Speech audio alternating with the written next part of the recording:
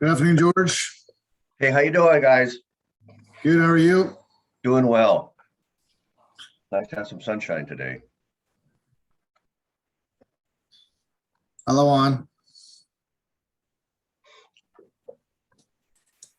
Hi, Jason. I assume you're gonna run the PowerPoint, correct? No, it's Matt. Okay, Matt's doing it. Perfect. As long as it wasn't Questions. me, because I gotta figure out all this other coordination stuff on the other end. You get to run the meeting? Yeah. Nice. And I had directions on how to do it, and I was freaking out for a minute because it was saying it was in my upcoming meetings box, but it was like, but it wasn't there. I'm like, where is it? I just had that too. Like, hey, Andrea, can you send me the meeting? Then it was in the webinar section of Zoom.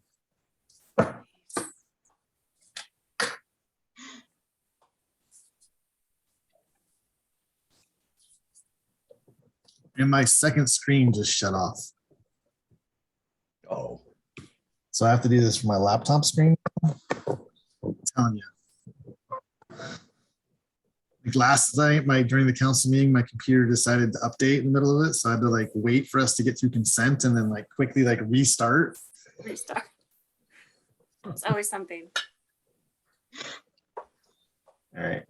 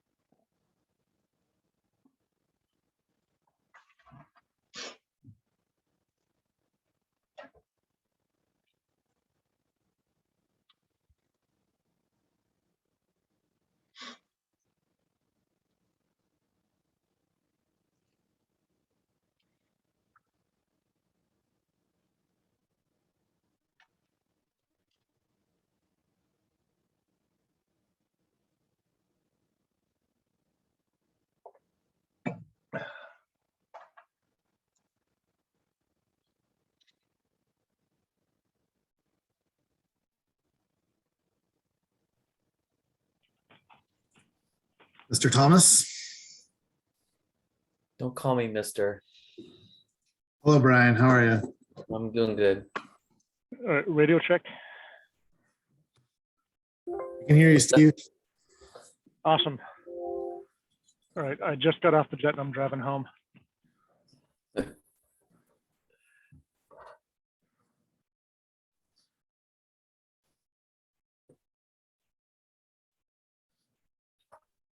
No, Tim is coming from another meeting as well. So Hey, how'd the crews handle the storm cleanup and everything? How'd it go for the city? it went pretty well. I mean, we're this time of year, sort of the expected that we have loads and loads of vegetation to get through, but we had four road closures that they got worked with PSC on and got cleared. Overall, we did fairly well, but definitely have weeks of veg cleanup ahead of us. Yeah. Yeah, the leaf removal's been a challenge because it's, anyway, I've cleaned my roof off 3 times. Yeah, And it's an interesting discussion we're having right now because right now there's quite a bit of public feedback on the use of blowers, given the emissions and things like that. But finding a blower that can push giant big leaf maple leaves that are saturated in water in a storm, yeah, exactly. the gutter is pretty hard to find. just have all those people complaining, drive back and forth in their Teslas till the road is clear. I will say our crews have found some success with the battery operated chainsaws, but not so much on the blowers. Okay. Well, good luck. Hey, Lisa.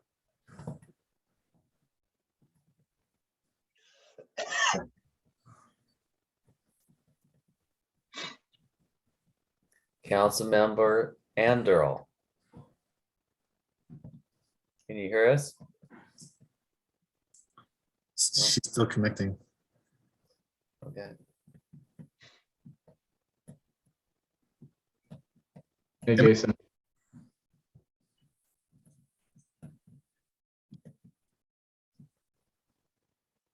Hey, Lisa, can you hear us?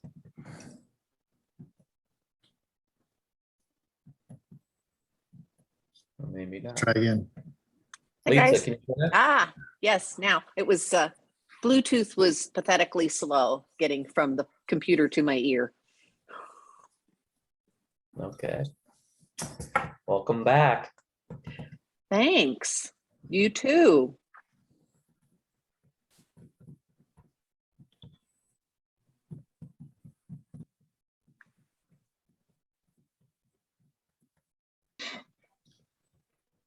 Good evening, Will. Good evening. I'm not going to compare the utility board to any other boards or commissions that I serve on, but I will tell you guys that this is always my favorite meeting. Because you guys are just like so no nonsense and down to earth. I mean, and just get right to business, and nobody kind of goes down 17 different tributaries of thought. I don't know. It just, Yeah. I was never able to come up with something called a favorite meeting. Yeah. Well, I should try. I've been in so many of them, you know, I feel like I have to make the best of my life. There's no doubt that this board rocks, and it's definitely because of the stewardship of Tim O'Connell. Absolutely. Here, here. Oh, wait, can he hear us? The timing of that obvious flattery could not have been improved upon, Ryan. Well, I'll take it at face value for what it's worth. Thank you. Oh, heartfelt, absolutely. Well, I'm sorry I'm a little late. I've been having difficulties adjusting to the official Mercer Island email account, but I think I'm there. So do we have a quorum yet? I see 4 of us. 1, 2, 3, 4, 5. I see 5 in the participants. Oh, okay. Well, wait a minute. I see, Stephen okay. doesn't have his camera on, but he's with us. Yeah, I'm driving. I'm sorry. Okay, I don't know that we let houses vote. yeah. Well, Stephen, particularly if you're driving, please do be careful. But we certainly want to make sure you've got the full ability to participate. But if we've got 5 board members, I think we have a quorum. If you're ready to start, Jay- thumbs up, and I will go Yeah. ahead and start the webinar. Sure. Jason, did you hear? I know that Andrea is not going to join us, or I don't think anyone from the clerk's office is going to join us this evening. Do we know? Did we hear from any of our other members as to attendance or not attendance? I believe Steve Milton is running late. He might join us if he's able to free up, but he had some unexpected things happen today, is my understanding that I got. That's what I got from Andrea. So All right. he may join us late, and then we have a vacant position on the board. Right. As well. Right. So, okay, well then, if that's the case, absolutely. Let's go ahead and get started. I'll call the meeting to order. Give me 1 second. I'll tell you when we're live. Very good.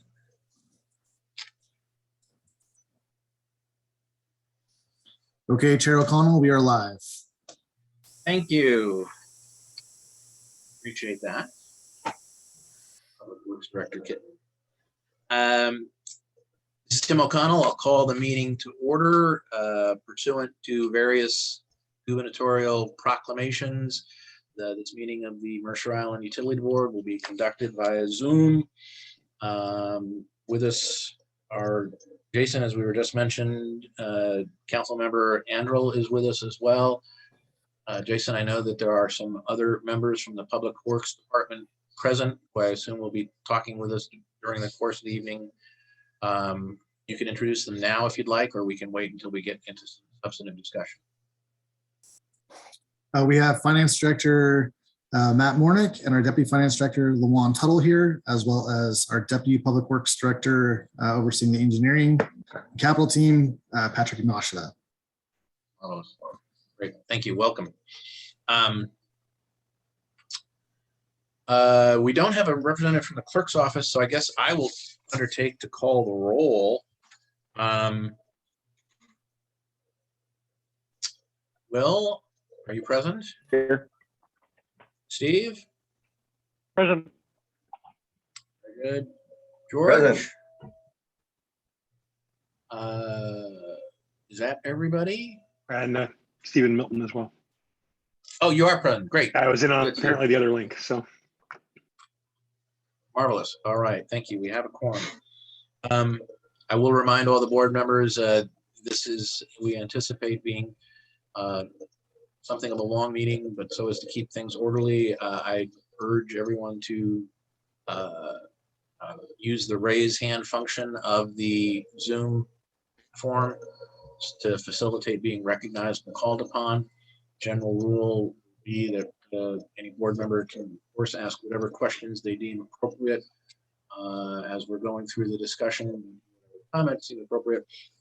We would ask that you ask your question and ask a follow-up question if appropriate and necessary, and then permit other board members to chime in as well.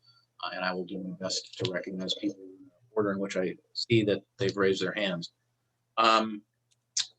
With that, we do have a fairly full agenda for the afternoon with some discussion of rates. I'll turn it over to Jason to make whatever presentation you've got planned about the rate recommendations that were included in our agenda packet. Thank you, Chair O'Connell. Jason Kitten, the Chief of Operations. As I mentioned, Matt Mornick, our Finance Director, and Lawan Tuttle, our Deputy Finance Director, are both with us this evening. The Utility Board does have a busy night. We have 4 rate discussions on the docket for you.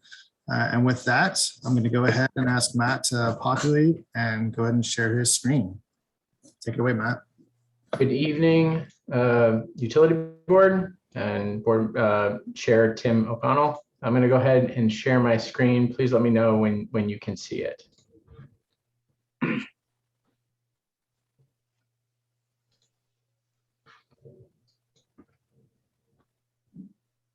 Well, I can see a notice that says you've started screen sharing, but we can't see anything. At least I can't see. Oh, there we go. Now we got it. got it? Visible, Okay, yep, great. yep. We had the same hiccup last night during the council meeting.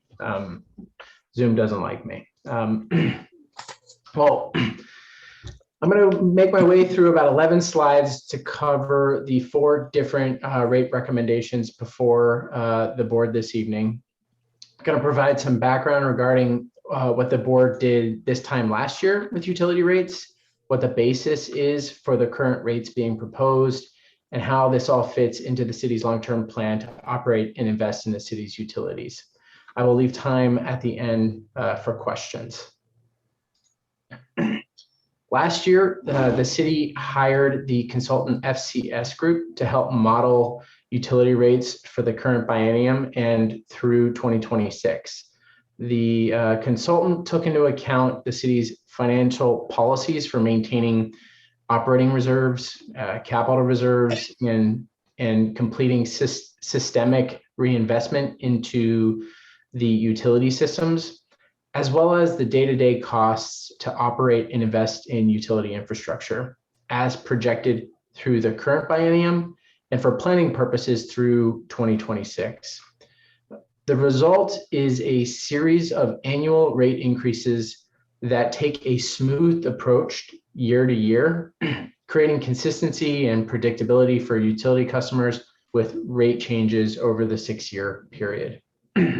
So the first rate recommendation involves emergency medical services, and it's based on the average budgeted salary and benefit costs for 4 firefighters that were hired in 1996. The 4 positions provide added capacity to handle simultaneous EMS calls during high call demand. The cost constitutes the annual revenue requirement to the general fund. And for 2022, the revenue requirement is based on the 2021 average budgeted salary and benefit costs for 4 firefighters, which is about just north of $642,000. And so that's a 2.36 increase over the same costs for the prior year. In dollars, the recommended rate increases 21 cents per household every 2 months, or $1.32 per year. The 2022 stormwater rate proposal is based on the operating budget and the 6-year capital plan. The rate model proposes a smooth rate increase of 5.5% for 2022. There's really not been any significant changes that have been made to the capital or operating budget since we saw you this time last year that would necessitate an update to the proposed rate. This is the same that we recommended to the utility board last year, and what the utility board recommended to the city council for fiscal year 2021. This chart is familiar. It's from the rate study that we completed last year, and it outlines how rate adjustments impact total stormwater revenues relative to the infrastructure's operations, maintenance, and reinvestment costs through 2026. Matt, this is Tim O'Connell. I ask you a question just because you made a comment on the stormwater rate that you hadn't referenced when we were just discussing the EMS rate. Is the recommended 2.6%, 2.3% increase for EMS, is that the same as had been forecast in the last session when we discussed rates with the council a year ago? Yeah, that falls in line with the rate increase we saw in the prior year. Thank you. Thank you. Sure. I believe we made our way through that. We're on to the sewer rates. There's no surprises here. Similar to stormwater, the sewer rate proposal for 2022 is based on the operating budget, the 6-year capital plan, and debt financing needs. There's been no significant changes to the capital operating budget. And so we're recommending a 4% increase for 2022, which is sufficient to cover the upcoming operating and capital investments, the operating costs and capital investments. Inherent in this rate is the assumption that debt service will help pay for sewer-related capital projects in 2022 and 2023. Staff anticipates issuing a bond in tandem with a bond for water-related capital investments, but we intend to do it once the corresponding projects are through their design phase and are poised to begin construction. And the reason is because once debt is issued, staff has 3 years to spend the proceeds. We've learned a lot with the ongoing pandemic, and it has complicated project timelines. So the Public Works team is keeping a close eye on how this plays out, and will begin discussions for debt issuance in early 2022. This graphic illustrates how the proposed rate increases impact revenues relative to the operating, maintenance, and system reinvestment costs over time.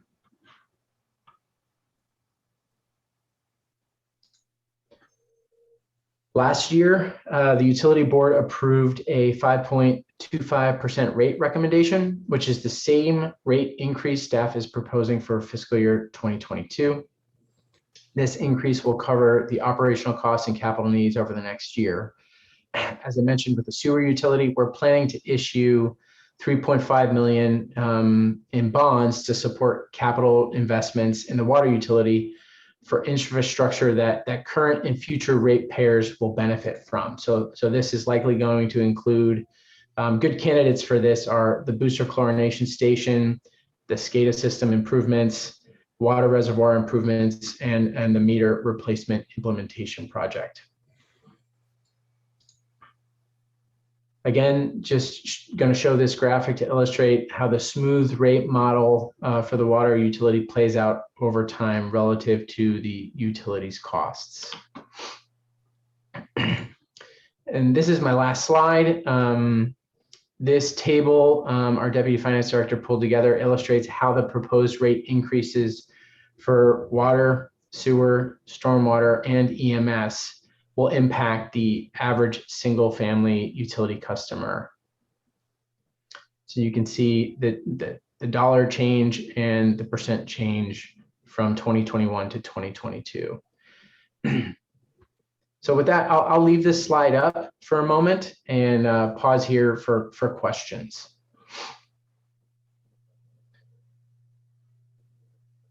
Thank you for that overview. Steve, Milton. You're muted. Yeah, so I had a question on the water rates piece. There was a note in the memorandum that was distributed about that there were current existing debt service costs related to debt issued in 2011 on the First Hill Booster project. I was just curious, actually, how long was the term of that particular debt, and just when does that actually roll off in comparison to this new debt that's coming on? I unfortunately don't have that information in front of me. What's the typical term that the debt is issued for? Is it like, are they 5-year, 10-year? They are typically 20-year issuance. 20-year. Okay. So in likelihood, it'll still be a while before that one goes off. Okay. Yes. Just for my notes, who was that who answered the question as to the term? Sorry, Luan Tuttle, your Deputy Finance Director.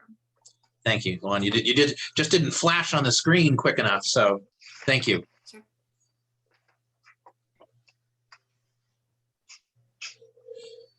All right, other questions?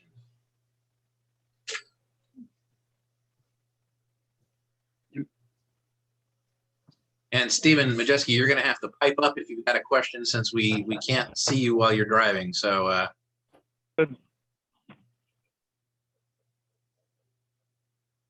All right, others. Looks Okay, like I'm gonna Lisa pipe and up. Brian. Yeah. Brian Thomas has his hand up, but I'm not going to Santa. defer to the vice chair. I can just ask my question. You hold your hand up first, council member. I respect that. Okay, thank you. So I read the memos. I don't have them in front of me because I can only have so many screens in front of me. But where does the impact of any ARPA money that we're getting show up? Do you have a reference to that? Because it does seem like there's money going into capital funds, but I didn't see a specific line item for ARPA. And forgive me for using the word with the water and sewer thing. I didn't see the ARPA inflow money. I'm Fair enough. just curious. So I'll take this one, Matt, and Matt and Luan, you guys can tag team on if you want. So Councilmember, that's a great question. So as you recall, earlier this year, about a month ago, we were in front of the council talking about the use of ARPA funds, and we identified a series of projects that the council's request that could be expedited, that would be recommended for construction implementation faster or sooner, or new projects that haven't been included so far. And so those projects that were listed for potential ARPA funds are not included in this capital plan that is tied to the rates, with an asterisk. I say there's an asterisk there because there is a project or two, like the reservoir improvement project. There's a project that we are looking at expediting, moving up into the fold, that is on a current out year in the capital plan, but it hasn't been officially dedicated to be used for ARPA at this point in time. The construction for that project will be 2023. So it will likely lead into our 2023-2024 budget conversation and rate conversation rather than the 2022 budget conversation. So none of the ARPA projects will be moved up into this rate conversation for 2022. They're all likely an out-year project or a new project that hasn't had funding identified for it yet.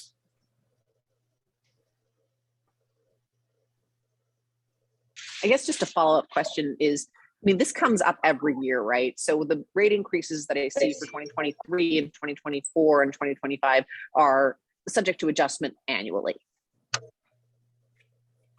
Correct. Yeah. Okay, good enough. That's it for me. Thanks for now. Brian, if you had a question, why don't you go ahead? I have a couple of questions. So looking at the memos for the, I think it's for the three, everything except the EMS, the water, sewer, and stormwater. When you talk about the highlights of the operating budget, you note that there are three new positions: a public works deputy director, sustainability program analyst, and asset management coordinator. This is probably a pretty obvious question, but those are positions that have previously been approved as part through the council, right?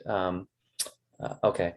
And then with respect to the costs for those positions, there's also a discussion in that same paragraph about the new positions and existing positions for each of the three utilities that discusses sort of the relative percentage of staff time that's assigned to each of the utilities. And I was just wondering if you could provide some insight into how those percentages are developed. Are those fluid? Are those fixed?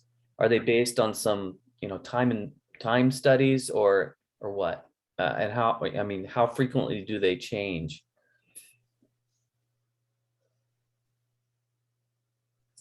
My apologies. I think I just muted you instead of unmuting myself. My apologies. If you can't talk later, let me know and I'll release those privileges.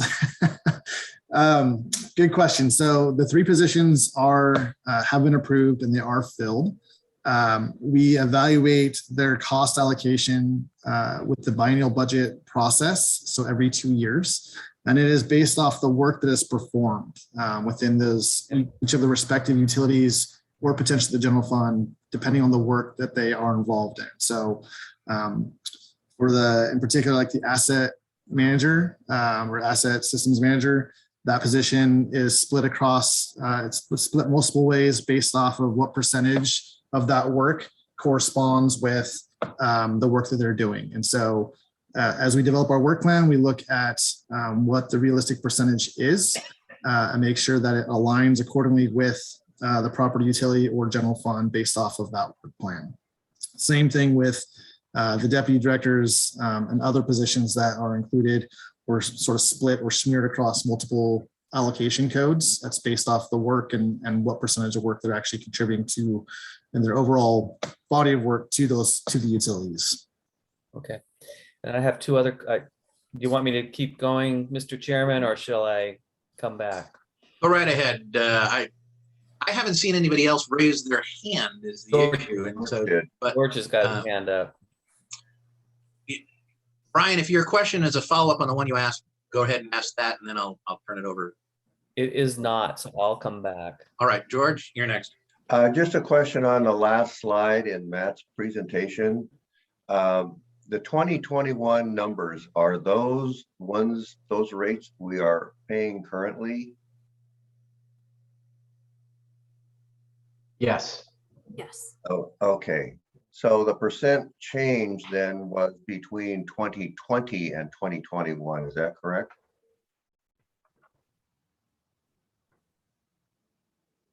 The Yeah, percent change would be between the 2020 actuals that you're paying right now and the proposed for 2022. Okay. So then for a month, it's going to go up from 367.71 to 384.51. Every 2 months. Every 2 months. Okay.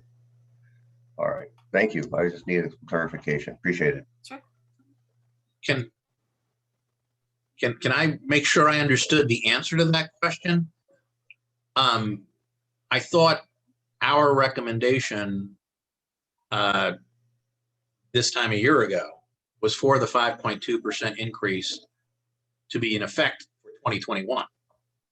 Just looking at the top line on that last slide.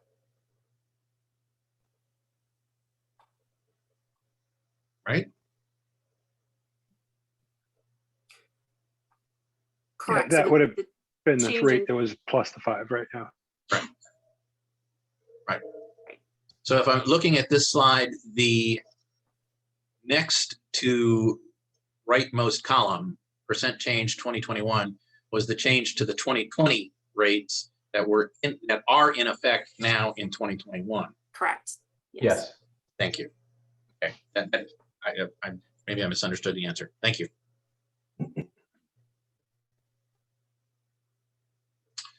All right. Anyone else? If not, Yeah, I got a quick question. What's been the historical percentage increases? Like that past, I don't know, 10 years or so. I'm not sure if that was covered already. Just to see how this compares with prior. Hmm. I believe there is some history on the last page of the memos for both water, sewer, and storm. Okay, It shows typically they're in the 7% range. okay. They are down now Okay. more in the 4 to 5% range. Yeah, we're well below that. Okay, thank you.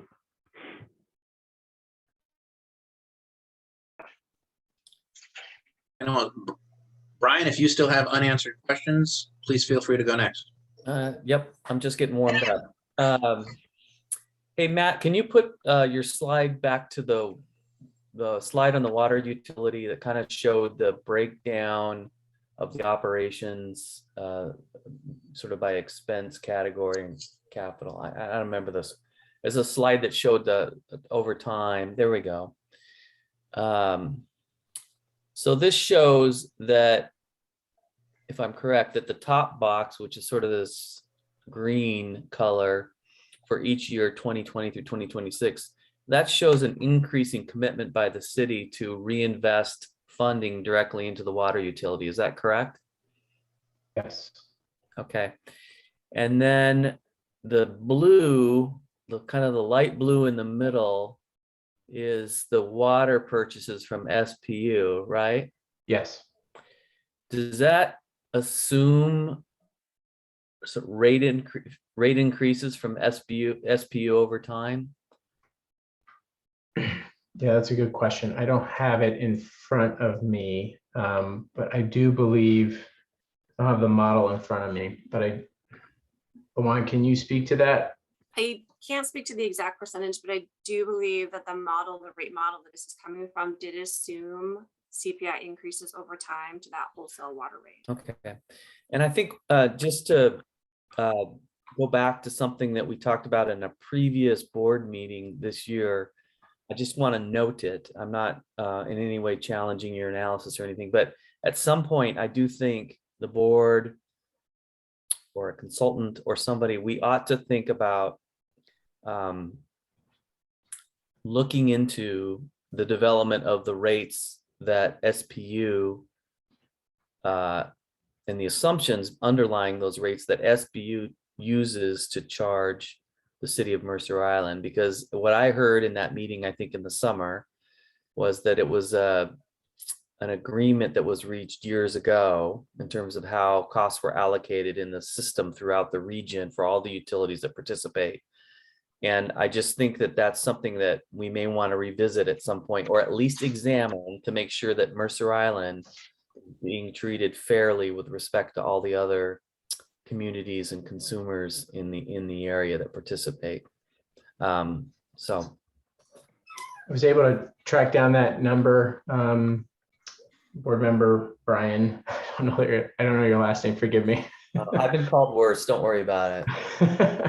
The historic and recent, based on historic and recent trends that we were tracking when we built out this model, we assumed 5% increases year over year for SPU rates. Okay, thank you. And then to Vice Chair Thomas, to your second point regarding the SPU contract, we are currently under contract with SPU, I believe, until 2060 timeframe, circa 2016, somewhere in there. I have to go back and look to be specific. It's a long-term contract. It does have reopeners at certain intervals, and we are at that reopening, the first reopening interval now.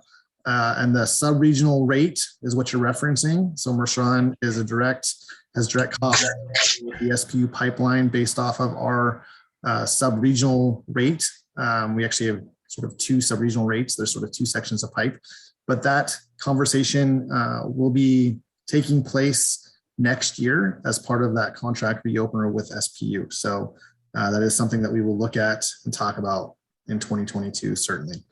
And would that be something where the city might consider hiring a consultant to help examine and look at so it's not just on staff to sort of take on the big boys?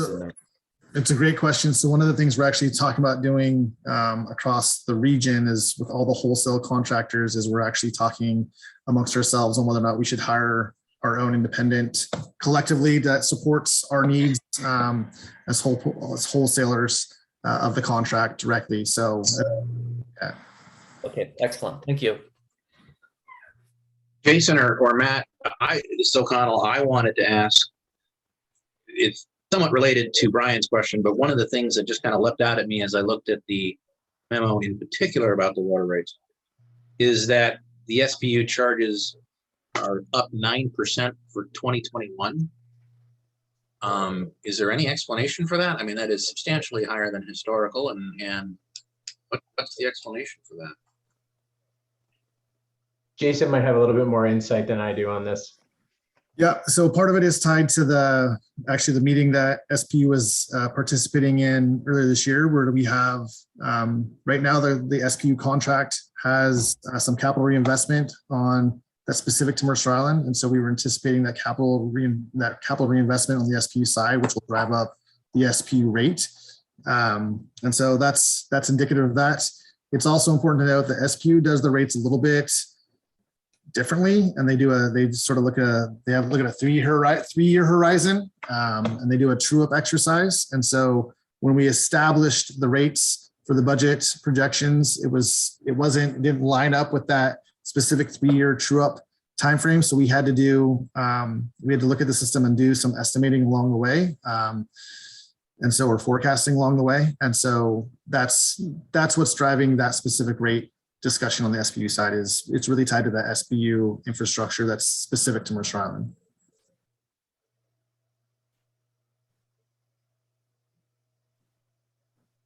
And are we satisfied with that accounting from them?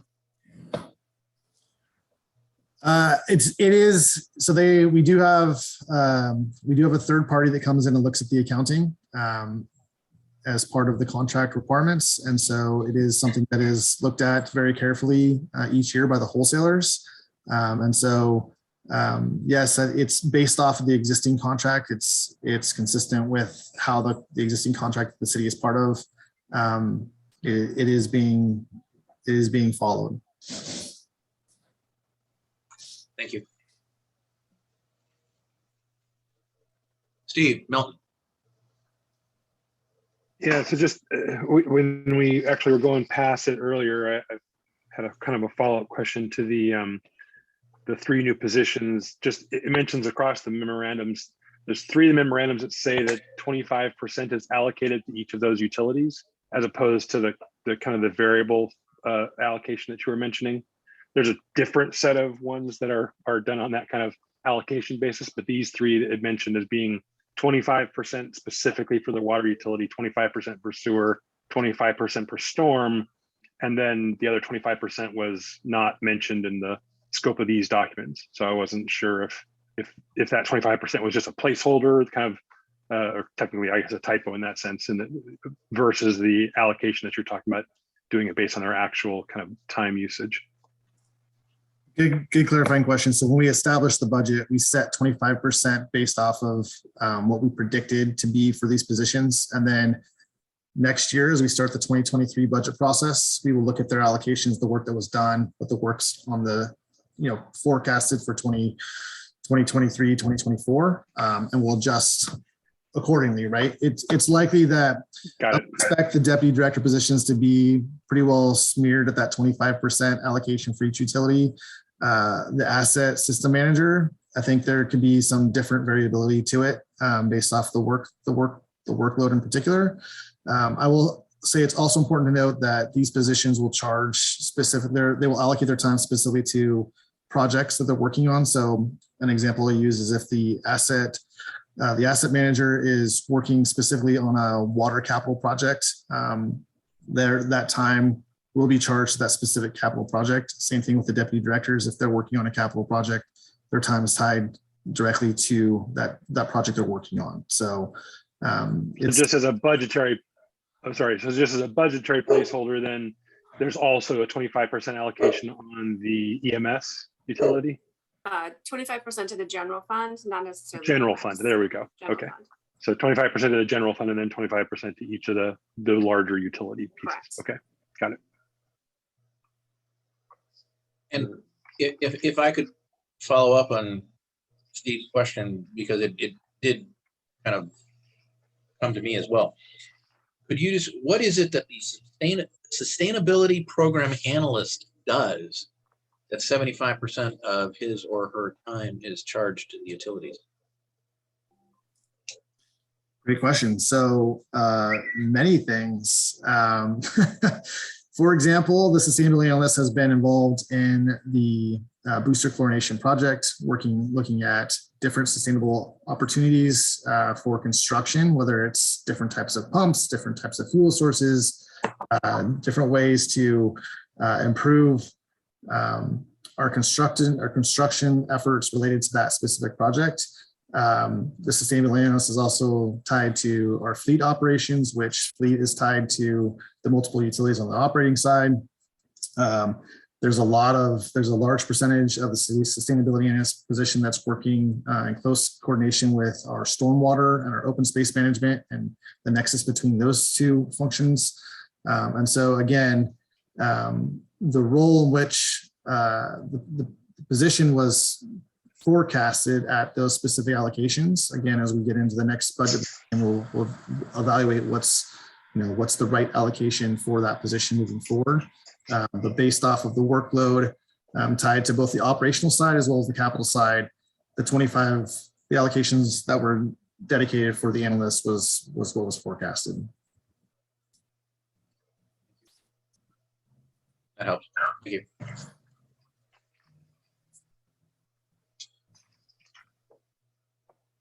Anyone else?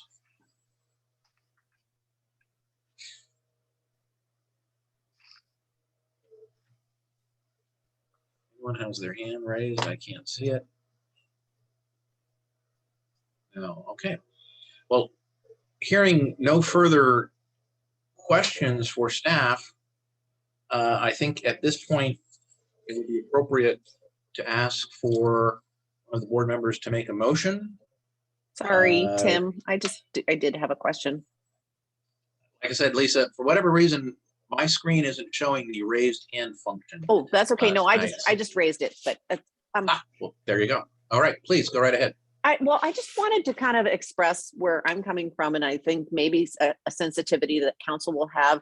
I don't know why these increases last year didn't strike me as large. Maybe it's the hand wringing that we're seeing daily in the press about inflation these days that they struck me this year as more significant. And I did send an email about that.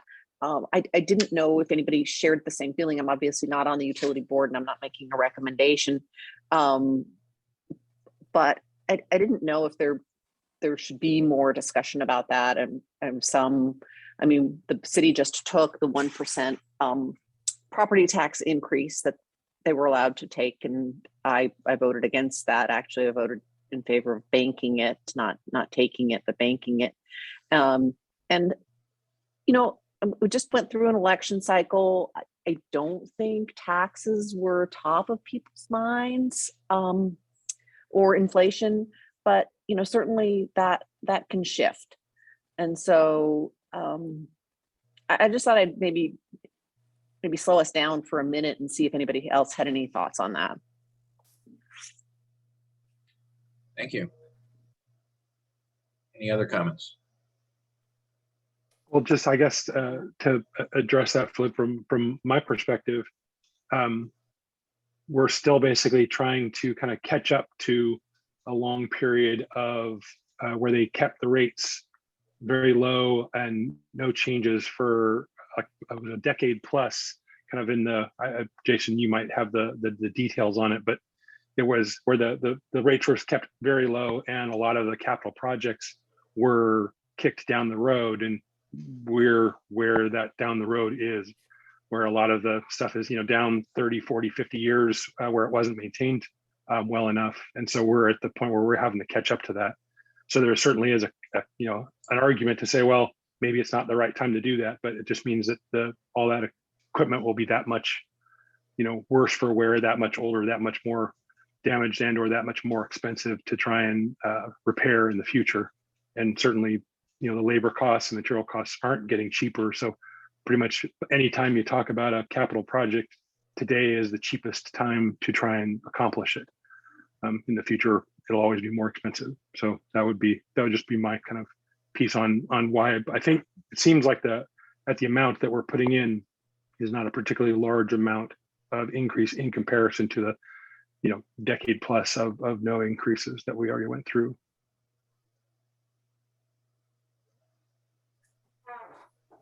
Thanks, And, thanks, Steve. That's actually really helpful to kind of help me reset my thinking on that. I would also, if I can, point out that we've been very conscious about sort of this annual increase year after year situation, and Steve's points are very, very good, and we are playing catch up. That's why I asked the question of staff a little while ago about sort of the increase in the capital reinvestment in the utilities that we're doing now consciously to reflect the fact that we're playing a bit of catch up. And that's a good thing, because we want the utilities to be healthy. We want the utility, we need to reinvest in the utilities to make sure that they continue to serve customers the way they do. And we've challenged in the past some of the rate increases and asked some pretty hard questions. The other thing I would point out is the fact that some of the capital improvement projects are now going to be paid for through bonding in 2022 prospectively. That was a conscious decision to try to slow down the pace of increases in utility rates and smooth things out, which is important. So I'm comfortable with where we're at. But it's a valid question that you raised, Councilmember Anderl, and it's something that we certainly need to keep in mind, because you're right, inflation and other issues do affect the citizens' perceptions of how these things transpire. So appreciate you bringing it up, but I think I'm comfortable based on what I've seen that the staff's proposal is appropriate. This is George. I picked up on what you said, Lisa. I think it's a very valid point, and I seem to remember several meetings back where we had a report from the consultant, and they were talking about a rate increase of 5.5% per year for 5 years. And that hits home a little bit stronger for me than the year over year 5.5% that we're seeing right now. And I understand about catching up on projects that haven't been done in the past, but if that number comes to fruition, that's a big increase. I know at PSE, in any utility that I'm familiar with, if we got 3% rate increase, we were doing backflips. And 5.5% per year it's just a big number.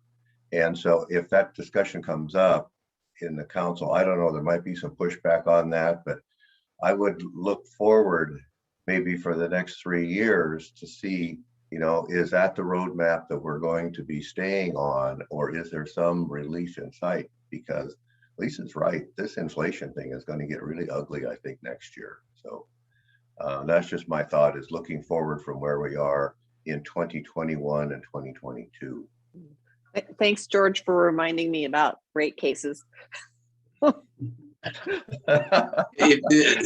I'm sure, council member, that the thank you was meant completely ironically in that regard. Yeah, it's going to be a PTSD thing.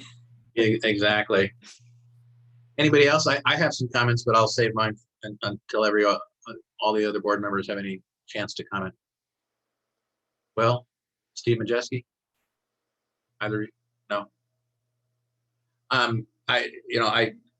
To respond, council member, to your concerns, I will tell you that I have now been on this board for almost a decade, and it pains me at a certain level, not last year, but the year before, I had gone through and accumulated the increases. And since, and I can see Steve shaking his head, he recalls that analysis.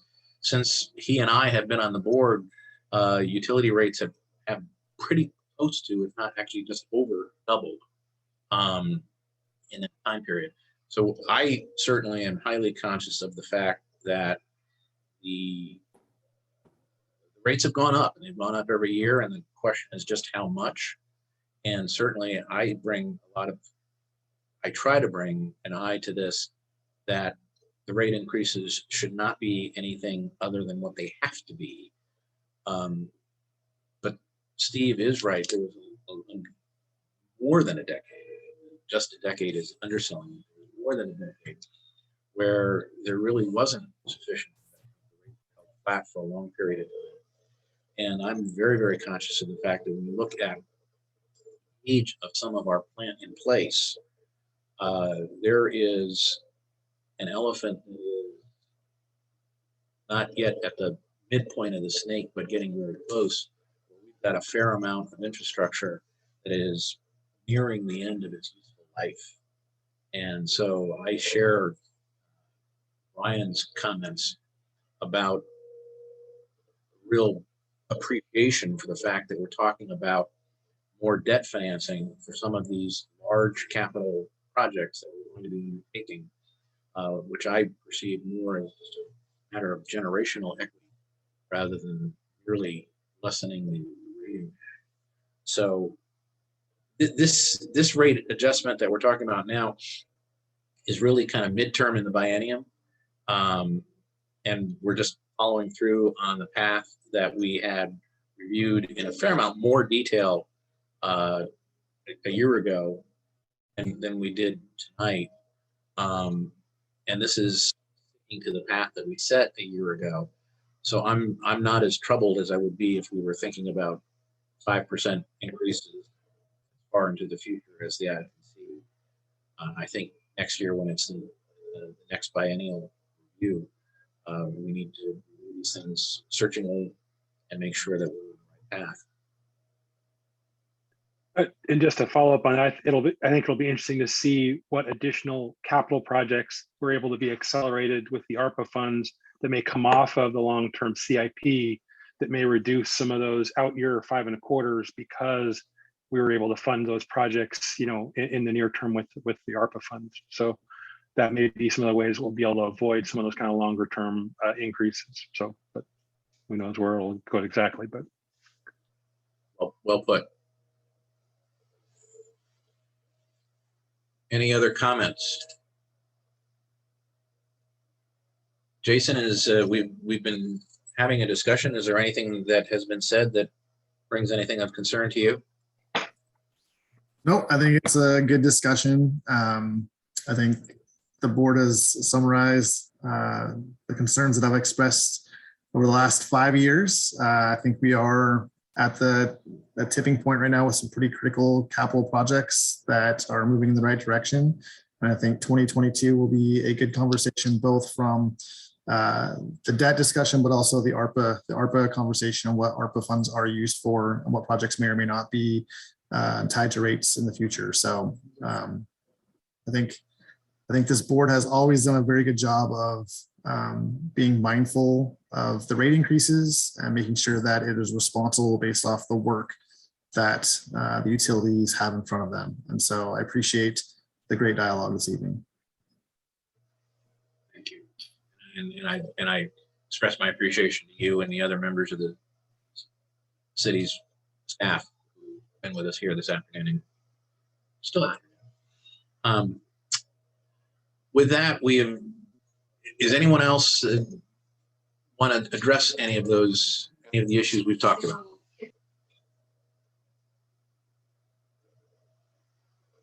Hearing no one at this point, I would entertain a motion. I think we need to have a motion as to what our recommendation of the city council should be. So I'd make a motion to accept the staff proposals for the increases that match, last year's accepted increases on all 4 of the rate studies. I'll second it.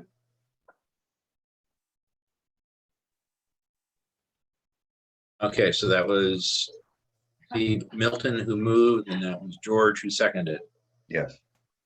And just to clarify, Steve, if I can, I want to make sure I understand your motion, because I think you said to accept the recommendations that are the same as the ones last year. And the reason I want to make sure we're on the same page, I think they are, with the exception of the EMS rate. I think that one is a fraction of a percent different than what was recommended last year. Is that difference between the 2.26 and the 2.36? I thought it was 1 point something Oh, last year. gotcha. I had noticed in the presentation it mentioned 2.36, but on the memo that was distributed it was 2.26. But I'm not sure actually which of those numbers ended up being the right number, but that's probably a good one. I'd written that down and forgot to ask it as we were going through the question part. Well, we have a motion on the floor and a second, so why don't we consider this as discussion in relation to that motion? Is there anyone from city staff who can clarify that question? This is Luan, Deputy Finance Director. So the EMS rate recommendation is a 2.26 increase over the 2021 rates. Okay. Because that is calculated, it's not exactly the same as the 20 to 21 increase, because it's depending on the cost of those firefighters. So it's not exactly the same as the fire increase. It's calculated, and it is 2.26 recommended. Okay. Yeah, I think that was just a typo maybe on Matt's slide then. Let's consider that as unless there's an objection, we'll consider that a friendly amendment to the motion. The 2.26%. 2.26 on EMS, the rates that are set forth for the others. Is there any other discussion as to the motion? Scroll through. Okay, I hear nothing else, so I'll ask for a vote. All of those in favor of the motion, please say aye. Aye. And for the purpose of vote, raise your hand as well so I can make sure to see it. Is there any opposed?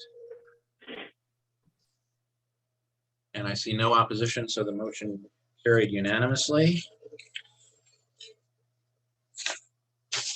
Thank you.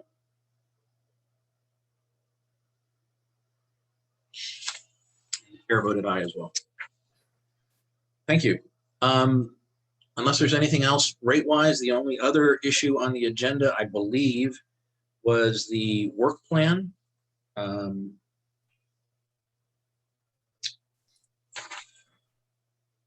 We will have a December utility board meeting, and we will have our friends at Recology come and give their annual report. Just a quick snapshot, a preview. I don't know if you all saw their proposed rates. I will say the high level takeaway is rates across King County are increasing, but the way we have structured our solid waste rate, the commodity adjustment. Jason, Jason, you kind of froze up in the middle there. Could you say that again? The Recology proposed something and then you froze and then you went into rate. My apologies. So Recology will be here next month to provide their annual report. Obviously, a component of that will be the rate conversation. A quick preview. This is old news because they publicized it. The rates are going up slightly. The contributor to that rate increase is outside of our purview with the King County tipping fee and the cost of inflation. What has helped the city is our rate structure with the commodity adjustment mechanism, where we are we get a rate adjustment based off our recyclables, our commodities. And so once again, 2 years in a row, that has helped us and helped keep our rates lower than what they would be if we did not have that in our contract. So Recology will give their annual report, including a summary of that commodity adjustment mechanism. I believe I forwarded that email onto the utility board with the outlining the information. If I have not, I will send it to you. I've sent it to the council. I thought I sent it to the utility board as well. If I need don't to recall resend it, having let me seen know. that. Okay, I will resend. Yeah, I think you should. I don't recall having seen that, please. And so that we understand, Jason, the rate adjustment that Recology is discussing, is that something that is open for negotiation, or is it just established under a mechanism in the contract? It's established under a mechanism under the contract. There's 3 elements to it. It's the King County tipping fee, which has gone up, the CPI adjustment, and then the piece that is more specific to Mercer Island is the cost of our recyclables, right? So we do a survey of our recycling at different intervals throughout the course of the year, and then it's based off, per the contract, it's based off of the cost of those commodities that the Recology receives, and it helps either buy down the rate, or if those commodities are more expensive to get rid of, it could potentially go the opposite direction. This is the second year in a row that those commodities have helped us, or recycling has helped us, help sort of essentially buy down the overall rate a bit. So it's good news for us. It shows that our recyclable commodities are helping our rate and helping us improve our recycling within the community as well. So good stuff there, and they will provide that report next month. Okay, well, we will look forward to that. I think that's on the 14th, right? Yes. And at least as of the moment, that is the date that we'd be going for. Correct. Very good. Thank you. Is there anything else that any other board member thinks should be addressed in the work plan? Oh, no. And I presume at the December meeting, we should probably have some time set aside to discuss a work plan for 2022.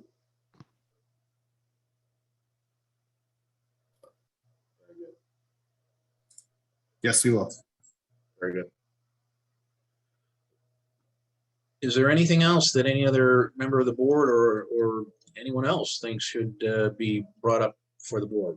George, I see, I'm sorry, Brian, you had. I just want to thank Matt and Luan for the analysis and the quality of the presentation. It's very helpful the way they put that all together, and it makes this a bit of a more pleasant experience. I know it's tough, and their work effort is really appreciated by the board, I think.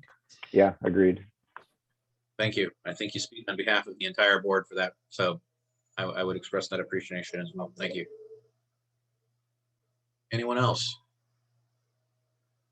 Having gone through the agenda and heard no other new business that needs to be brought before the board, I would accept the motion to adjourn. So moved. Vice Chair Thomas, anyone else? A second? Sure, seconded. Seconded, Mr. Milton. Any discussion? Hearing none, all in favor, please say aye. Aye. Aye. Meeting's adjourned. Thank you, everybody. Appreciate your time this afternoon. Thank you. Have a good night, everyone. Thanks. Good night. Bye. Bye. Bye now.